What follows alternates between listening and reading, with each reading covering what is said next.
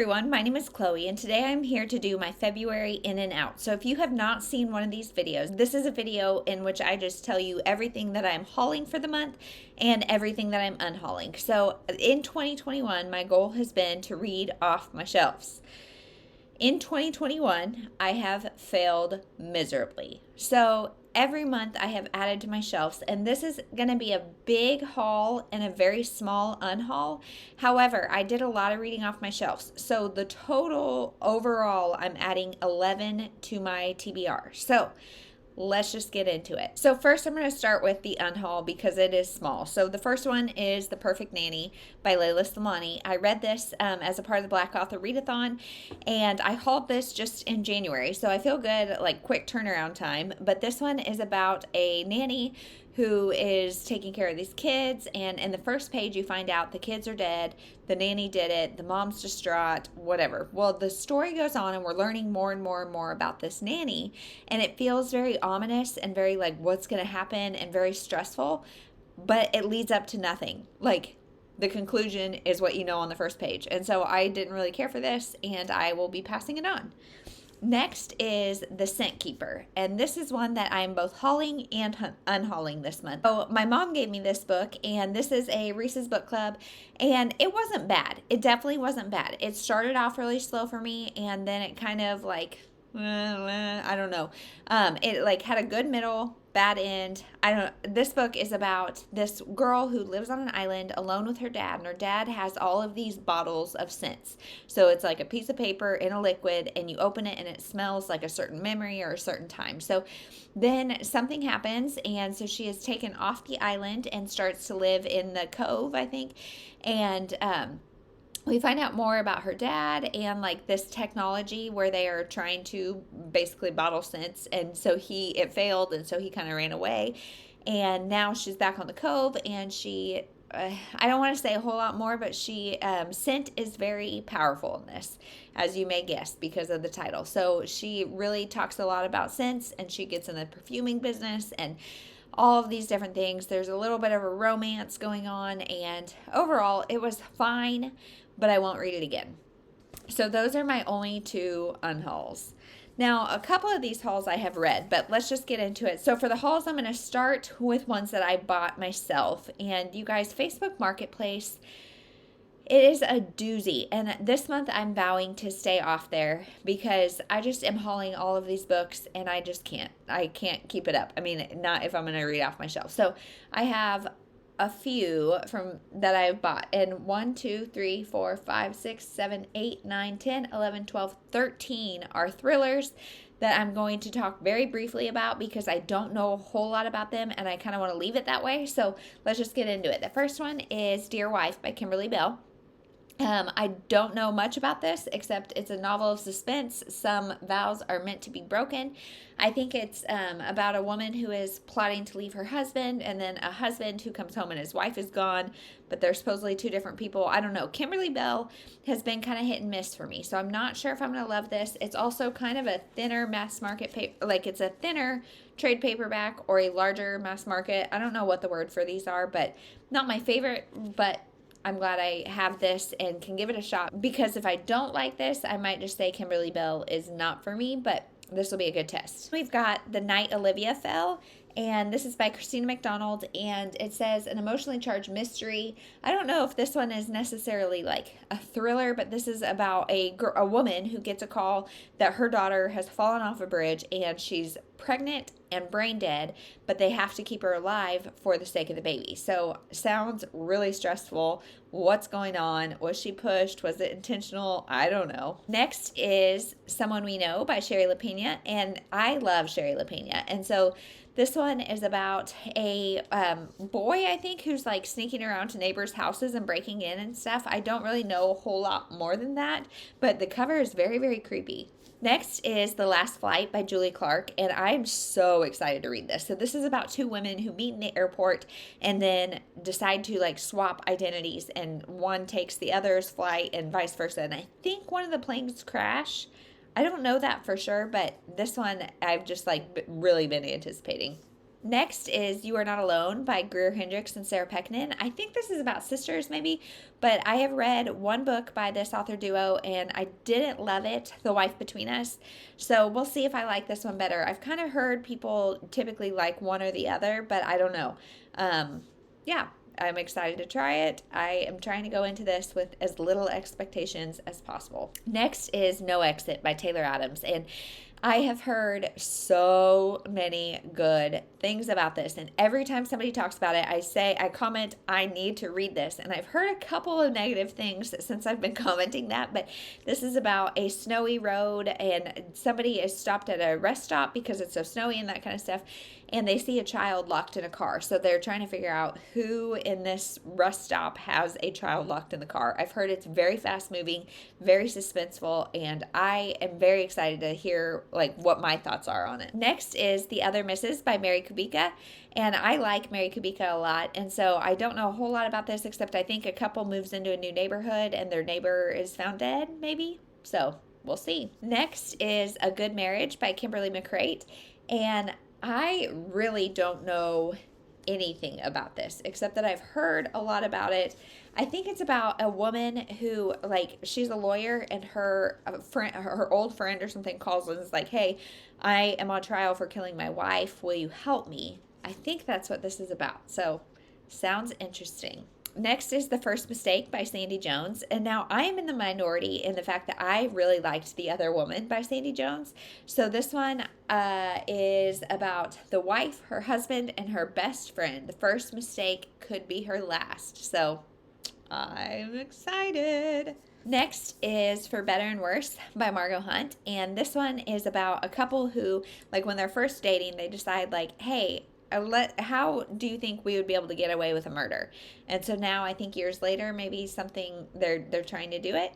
I don't know. I've heard mixed things about this. I've heard the wife is definitely more sinister.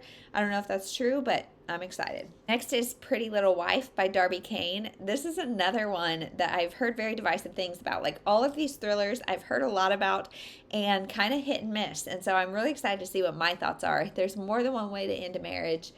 That's all I want to know about this, and we'll see what I think. Next is The Guest List by Lucy Foley, and I will for sure be reading this in March because this is for the Irish Readathon. So this is about a group of people that go to this island off the coast of Ireland for a wedding, and then people start dying. And so I've never read any Lucy Foley, and I want to read this, and it is definitely happening in March. The last thriller that I bought myself was Cross Her Heart by Sarah Pinborough. I'm a little nervous about this. I think it's a mother-daughter situation and maybe also a best friend. Don't know any more than that. And I'm hoping to try this as this week, actually, for the Backlist Readathon as a Backlist Book of the Month. Then other books that I bought myself off of Facebook Marketplace are The One and Only Ivan by Catherine Applegate. This is a middle grade book about a gorilla, and I just think they're so cute on there. So I heard a lot of great things about this last year or the year before when it was new, so I'm excited to see what I think. I don't know if I'll get to it for middle grade March, hopefully, but we'll see. I think this is also a movie now, maybe. Then we have Happiness for Beginners by Catherine Center. I think this is the only Catherine Center I didn't own, so I'm really excited to read this. Brene Brown blurbs it on the front, and she is like a nonfiction kind of self-help author, and she said, this wise, delicious, page-turning novel won't let you go. Catherine Center writes about falling down, growing up, and finding love like nobody else. And I agree. She does it great. Next is The Lost Roses by Martha Hall Kelly. You guys, I'm intimidated about this one because I really liked The Lilac Girls, but it was a long book, and this one is no different. This one is very heavy, and I don't know, I think it's a generation before, maybe, so maybe this is World War I don't know for sure, but I picked it up because I really liked Lilac Girls, so I'll see what she's got. Then I have Happy and You Know It by Laura Hankin.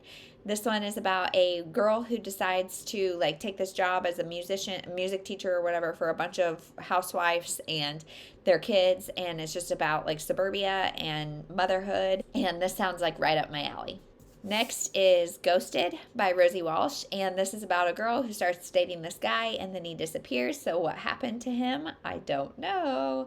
I just think this cover is so fun. I really like it. It's a tree with a lot of dots.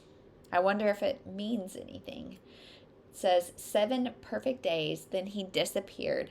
A love story with a secret at its heart. So what's the secret? I don't know.